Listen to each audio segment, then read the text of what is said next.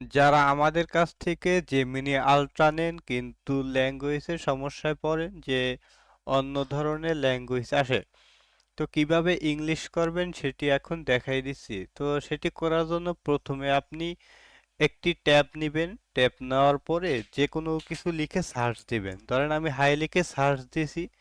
যদি মোবাইল থেকে করেন তাহলে এটা প্রযোজ্য, বুঝছেন? আর যদি পিসি থেকে করেন তাহলে অলরেডি এই কোনায় আপনি আপনার জিমেইলের লোগোগুলো দেখতে পাবেন।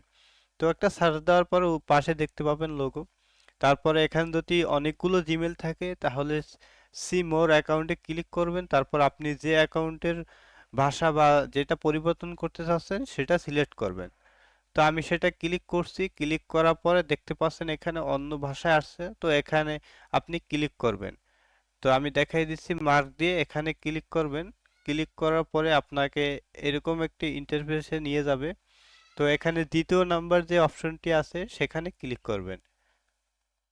তো ক্লিক করার পরে আপনি এখানে দেখতে পাবেন যে অনেকগুলো অপশন আছে, তার মধ্যে দেখতে পাচ্ছেন যে এখানে পৃথিবীর একটা আইকন আছে, এইখানে ক্লিক করবেন। তো ক্লিক করার পরে এখানে আপনি যে কলমের মতো যে আইকনটা আছে এখানে ক্লিক করবেন। তারপর এখান থেকে ইংলিশ খুঁজে সেটি সিলেক্ট করে দিবেন। ইংলিশ সিলেক্ট করবেন। ইংলিশ সিলেক্ট করার পরে একদম নিচে চলে যাবেন, তারপর ইউনাইটেড স্টেট এখানে ক্লিক করবেন।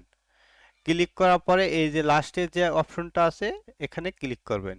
এখানে ক্লিক করলে দেখবেন সবকিছু এখন ইংলিশে শো করবে।